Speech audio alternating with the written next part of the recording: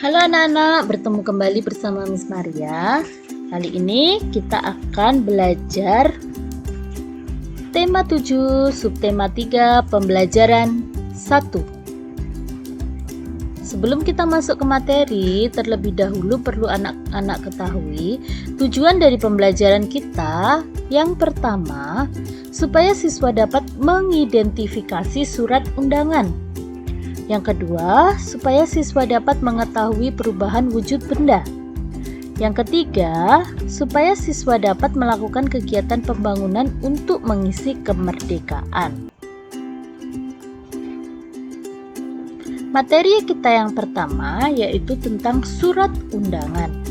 Yang dimaksud dengan surat undangan adalah surat yang berisi pemberitahuan dan permintaan kesediaan seseorang untuk menghadiri suatu acara atau kegiatan yang ditulis menggunakan kalimat yang efektif, singkat, padat, dan jelas. Tujuannya agar pembaca memahami isi surat undangan yang diterima. Kemudian, jenis dari surat undangan. Surat undangan dibagi menjadi dua, yaitu surat undangan resmi, artinya yaitu undangan yang digunakan oleh lembaga atau instansi resmi. Undangan resmi umumnya ditulis dengan bahasa resmi dan baku. Contoh dari surat undangan resmi itu adalah surat dari Kementerian Negara, surat dari sekolah. Kemudian yang kedua yaitu surat undangan tidak resmi, yaitu undangan yang mengatasnamakan pribadi yang ditujukan kepada orang lain untuk menginformasikan kegiatan pribadi orang tersebut.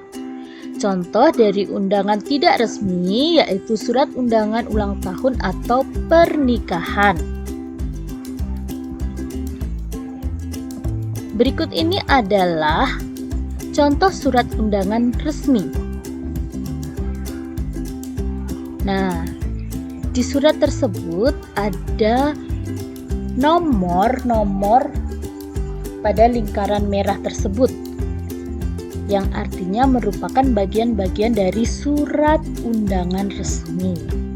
Mari kita cari tahu apa saja yang termasuk unsur-unsur dalam surat undangan resmi. Yang pertama, ada kop surat.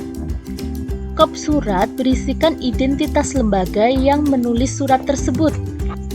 Biasanya disertai dengan logo lembaga, alamat, dan nomor telepon dari lembaga resmi tersebut.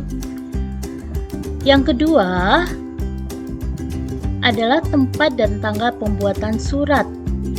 Tempat dan tanggal pembuatan surat pada surat undangan resmi akan disertakan tempat dan tanggal pembuatan surat tersebut.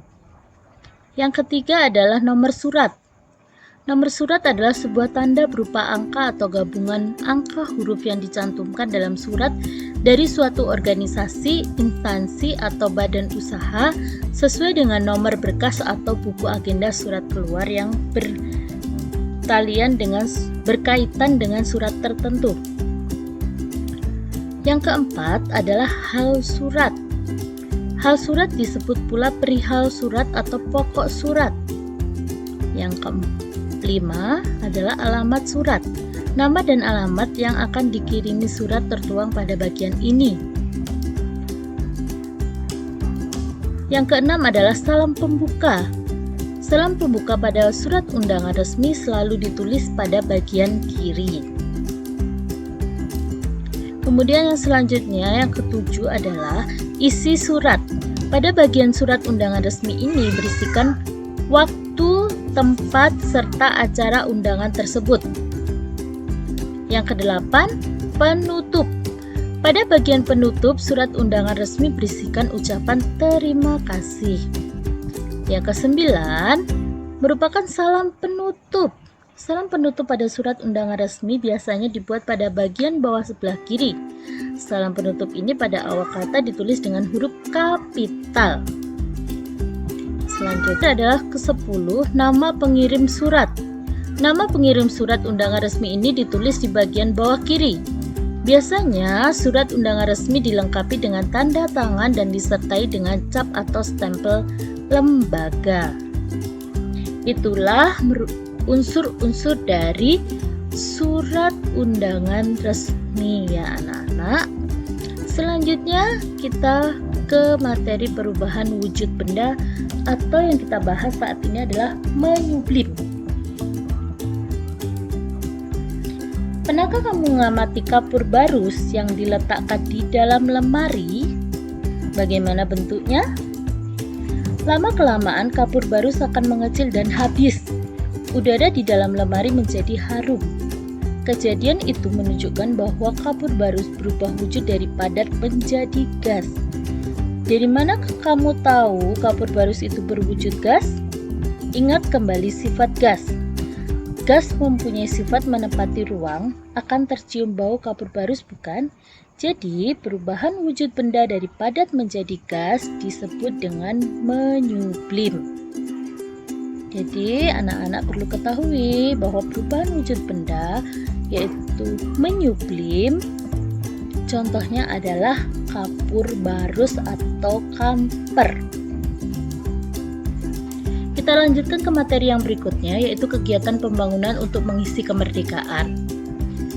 Tujuan dan cita-cita Indonesia yang tercantum dalam Pancasila dan UUD 45 yaitu mewujudkan keadilan dan kemakmuran yang merata bagi masyarakat Indonesia secara material maupun spiritual.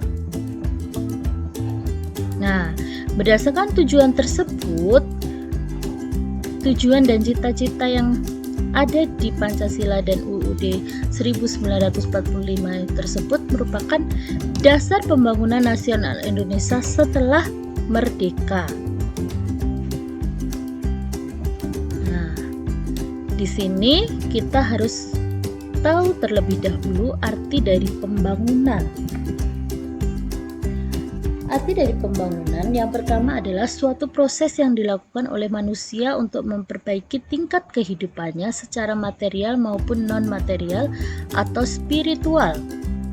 Yang kedua, pembangunan adalah usaha untuk menciptakan kemakmuran dan kesejahteraan rakyat yang hasilnya dapat dinikmati oleh seluruh rakyat secara adil dan merata.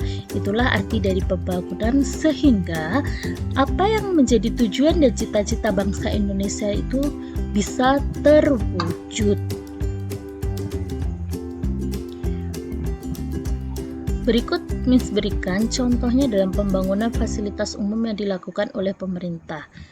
Nah, pembangunan tersebut adalah untuk fasilitas umum yang bisa digunakan oleh yang terakhir contohnya adalah pembangunan fasilitas umum yang dilakukan oleh pemerintah. Nah, pembangunan fasilitas umum ini bisa digunakan oleh semua orang. Contohnya, pembangunan jalan bertujuan sebagai sarana transportasi yang menghubungkan tiap wilayah dan mendorong pemerataan. Kemudian, ada pembangunan rumah sakit yang bertujuan untuk memenuhi kebutuhan masyarakat terhadap fasilitas kesehatan. Jadi itulah anak-anak pembangunan yang dilakukan oleh pemerintah demi terwujudnya masyarakat yang adil dan makmur. Sehingga jika rakyatnya merasa terpenuhi kebutuhannya, maka tujuan dan cita-cita dari bangsa Indonesia tersebut sudah terwujud.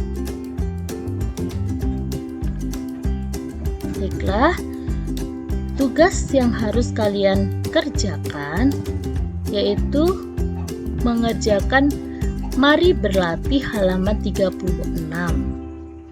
Kerjakan di buku latihan kalian ya anak-anak. Terima kasih sudah menyimak video pembelajaran kali ini. Tetap semangat belajar dan sampai jumpa.